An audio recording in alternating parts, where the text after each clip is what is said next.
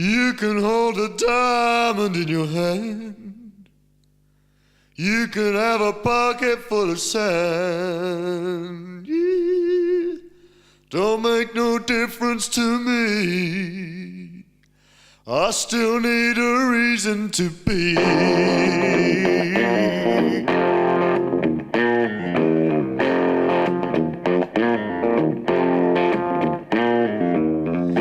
You can hold your desire. You can foster a dream. But they're just water and fire without a reason to be.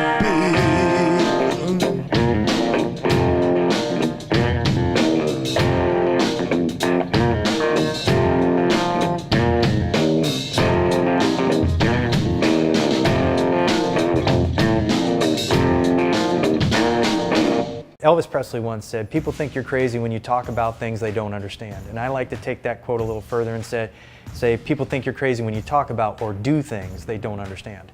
I've had some interesting experiences over the last few years with that. People thinking I'm crazy, training down at Creekside here. I've had people that have called the police and the police show up and they think that I'm on drugs, or whacked out or crazy or those sorts of things. My brother one time had a woman who we went to high school with, some 25 years ago, and they were friends, on Facebook.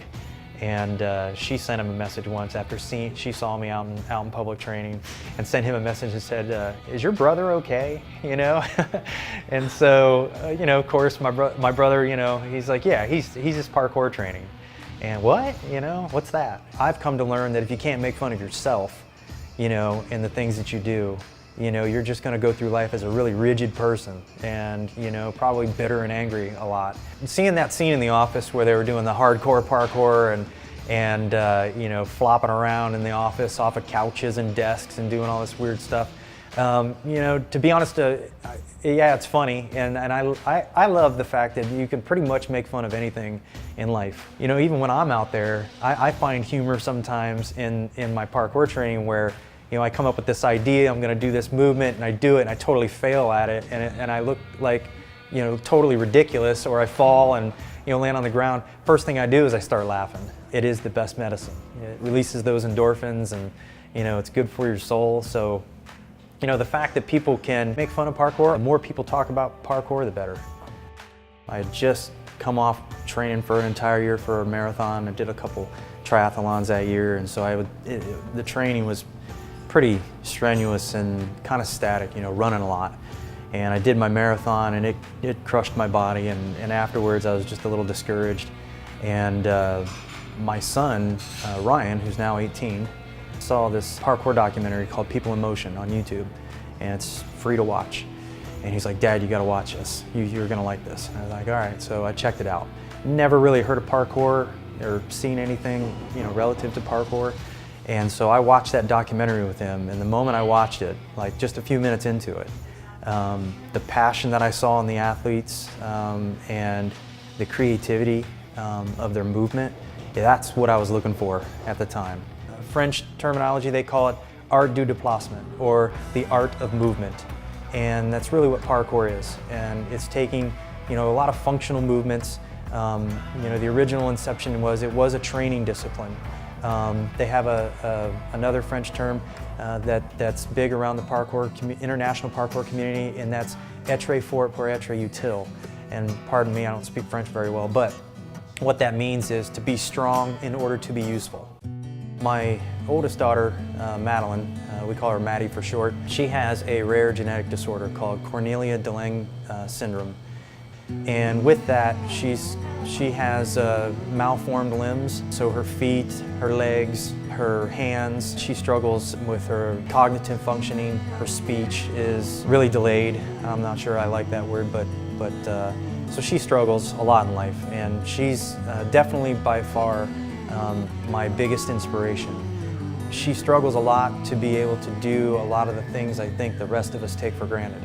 And one of those things is the ability to move, and the other thing is the ability to use her mind. That said, she has the biggest heart of anybody I've ever met. everybody, we kid around about this, but it's so true. Anybody that's ever met my daughter Maddie, you are an instant friend. She has no enemies. She loves everybody. And so she inspires me in that way, but when it comes to parkour and you know, the health and wellness and taking care of my body and my mind, there's no greater inspiration. For her to be able to climb up to the top of just a short jungle gym is a great challenge for her.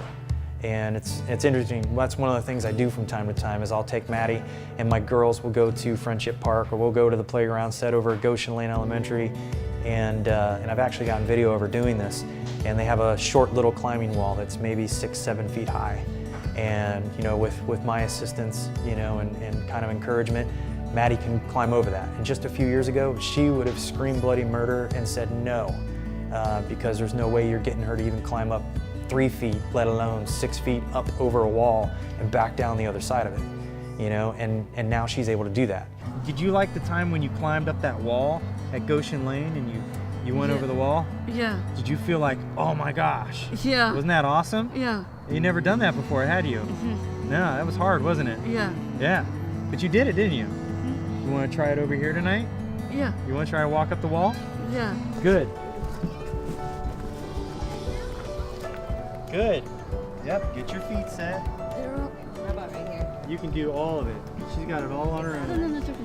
Yep. Oh my goodness, look at you. Good job, Maddie. Good work. Oh, that's it. Yep. Yep. That's good spot. Yep. Good. You don't need any help. You're a pro. Yeah. Good work. Oh, good. Okay, you got this. Good job, Maddie. Yes. All right, there you go. Good work. Nicely done. That was amazing. Has she done that before? No, not that. That's the first time she's ever done it. That was amazing. They didn't think she would walk. Yeah. And she didn't start walking till she was 2. Yeah. Yeah. Anything that Maddie overcomes is huge. Yeah. So when you have a child with special needs, just transferring a toy from one hand to the other is a celebration. So to see your kiddo that, you know, Climb a wall that, you know, would rather just sit watch a show or hang out with her friends and watch other people, and you know, she's an observer. She likes to sit off to the side and watch other people, but to see her interact and be brave like that, but it's inspiring. That's one of the motivating factors for me with parkour is, you know, to keep myself in good physical condition, to set an example for my kids, to set an example for the youth in my community, and even adults. I'm in a group, it's like just a local group for the town, and someone was actually complaining about him. But I had seen him, around town. I didn't know what his name was or who he really was. I just kind of thought he was like Ninja Warrior guy. Somebody was complaining about him on Facebook. I don't really remember what I said, but I jumped in on that conversation on Facebook, and but he was like, oh, hey, that's me. I never realized it was him. That was the first time I ever actually figured out who he was, other than just driving past him. The first time I sent him a message was because Gavin had tried a little obstacle course at a local park, which Gavin had never, ever, ever done anything like that. Gavin was afraid of everything. Gavin wouldn't try things. Even getting Gavin out of the house can be a challenge. He has lots of issues. And we went to a park, and there was an obstacle course, and he wanted to try it for the first time because he wanted to be like parkour guy. It's wonderful that somebody like Jason out there who's actually trying to be a positive influence in the community and on, you know, not just kids, but adults as well. So it's awesome. Gavin, he struggles a lot, and to have somebody that is willing to even take a little bit of time and talk to him and help him out, it's wonderful. I'm grateful. I have this kind of mantra that I live by, and that's aspire to inspire. And so, you know, when I first watched my first parkour video and saw some of these athletes doing what they were doing, I was instantly inspired by it. And you know, not everybody's gonna be inspired by what I do. A lot of people are gonna, you know, look, point, laugh, or even say that I'm crazy for doing it. But there's still other people that, like me, they can't draw, so they can't express themselves that way, or they don't play music, or they don't have that creative outlet. But the moment they see me doing what I'm doing, they're like, wait a minute, I can do that, you know, and I want to do that. And I think that's cool. So if I inspire just one person by doing it, I think that's a great achievement. I always wanted to be trained by you. Oh yeah? We actually met him at Friendship Park, but the first time I saw him was at Gahanna High School, and he was doing parkour on the railings and dodging people, and it was really neat to watch. I saw him a few other times there, and my friend Crystal posted something on Facebook about her son Gavin and Jason, so I immediately friended him because I remembered seeing him doing his parkour. And then we had a couple messages back and forth on Messenger. And then when I was at the park a couple weeks later at Friendship Park, we saw him and I said, that's the parkour guy, we have to go say hi. So that's kind of how we met him. I had before seen him again through Gahanna and just seeing this, crazy guy doing parkour through Gahanna, but getting a chance to actually meet him, and then Ethan was able to walk right up to him and just have a full-blown conversation, and Jason opened right up, which was really, really cool. Not what I expected at all.